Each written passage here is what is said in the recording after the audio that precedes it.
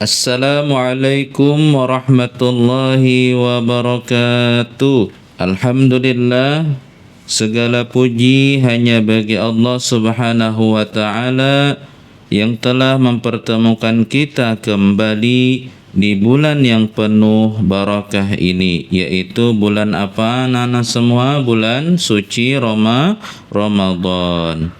Salawat serta salam semoga senantiasa tercurah kepada junjungan kita, yaitu Nabi Muhammad sallallahu alaihi wasallam beserta keluarga, sahabat dan para pengikut beliau hingga akhir zaman. Di sini Bapak memulai dan Bapak mengajak untuk sama-sama anak-anak membaca salawat agar puasanya lebih semangat dan harinya lebih membawa barakah.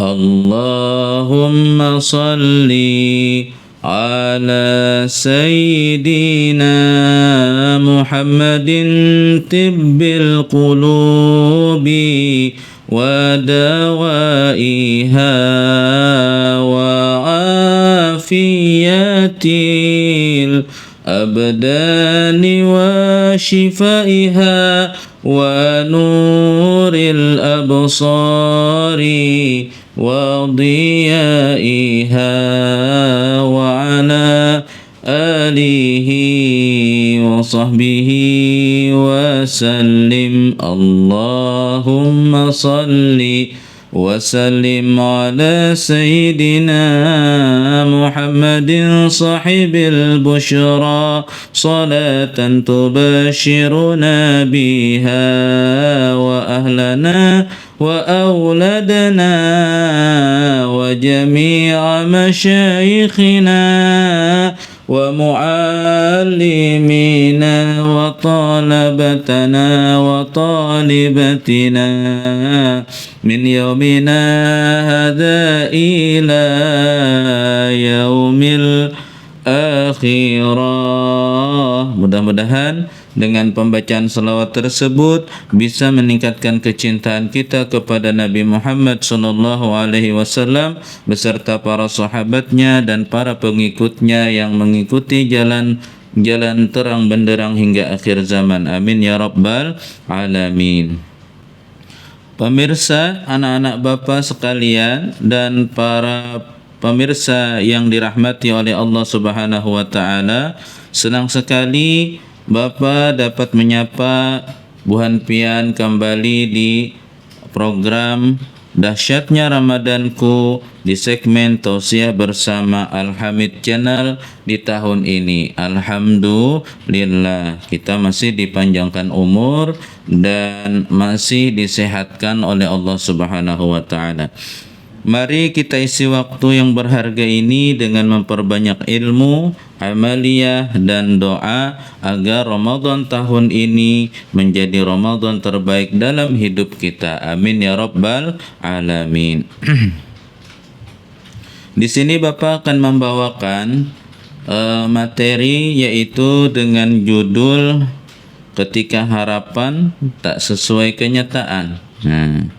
Ini berbetulan dengan surah Al-Baqarah di ayat 216. Mohon izin Bapak bacakan.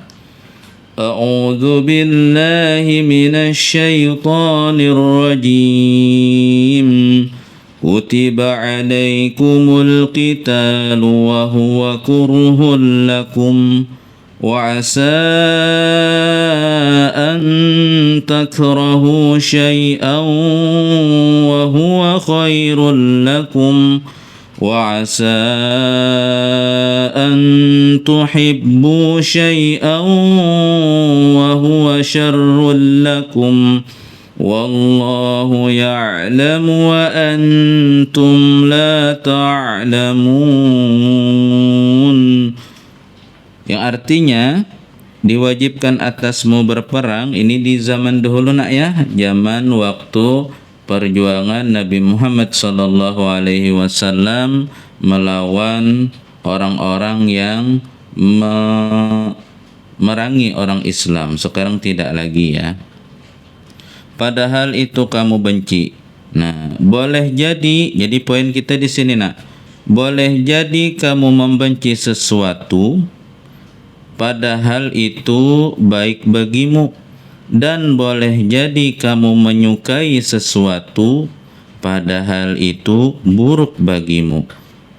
Sesungguhnya Allah Subhanahu wa taala Maha mengetahui sedangkan kamu tidak mengetahui.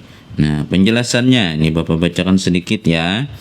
Ayat ini menjelaskan bahwa perintah berperang turun sebagai kewajiban untuk membela diri dan menegakkan kebenaran di zaman itu. Zaman sekarang untuk perang khusus di negeri kita tidak ada lagi nak ya. Meski terasa berat, Allah Subhanahu wa taala mengingatkan bahwa tidak semua yang tampak sulit membawa keburukan. Seperti seorang pasien yang harus dioperasi demi kesembuhan. Demikian pula perjuangan di jalan Allah Subhanahu wa taala terkadang menuntut pengorbanan. Di balik setiap perintahnya tersimpan hikmah besar yang mungkin belum kita pahami. Dari ayat ini kita diajak untuk belajar menerima setiap takdir dengan lapang dada, karena apa yang nampak menyakitkan belum tentu buruk bagi kita. Dan sebaliknya, di balik ujian itu ada kesulitan. Di balik ujian dan kesulitan, Allah Subhanahu wa taala sedang menyiapkan kebaikan yang lebih besar dan kematangan iman yang lebih dalam untuk kita. Oleh sebab itu, percayalah Allah Subhanahu wa taala Maha tahu segala-galanya, sedangkan manusia ini tidak mengetahui sama sekali. Kemudian ini berbetulan dengan hadis yang pernah diucapkan oleh Nabi Muhammad sallallahu alaihi wasallam.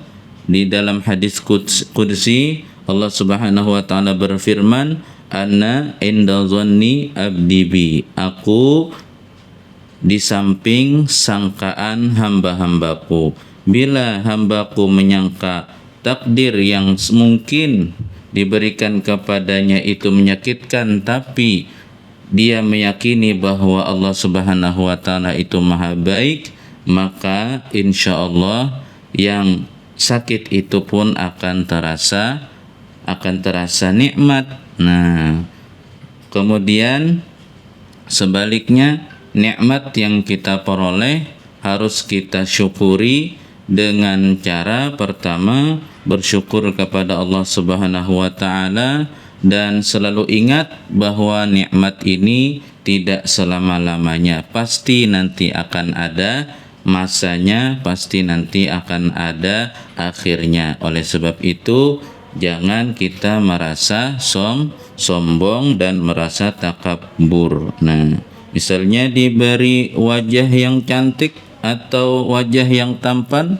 nah ingat wajah yang cantik dan wajah yang tampan itu adalah pemberian Allah. Jangan sekali-kali kita merasa itu milik kita pribadi. Nah, itu adalah miliknya Allah Subhanahu wa taala, yang mana bila kita syukuri itu menjadi berkah untuk kita, dan yang mana bila kita tidak syukuri malah kita sombongkan, itu menjadi azab bagi kita. Na'udzubillah. Nah, untuk segmen ini Bapak cukupkan sampai di sini.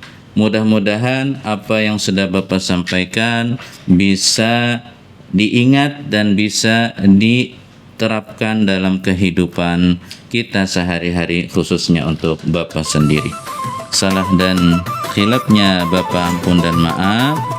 Mudah-mudahan ini menjadi ilmu yang bermanfaat, menambah iman serta menguatkan tekad kita untuk menjadi hamba yang lebih taat kepada Allah Subhanahu wa taala. Amin ya rabbal alamin. Assalamualaikum warahmatullahi wabarakatuh.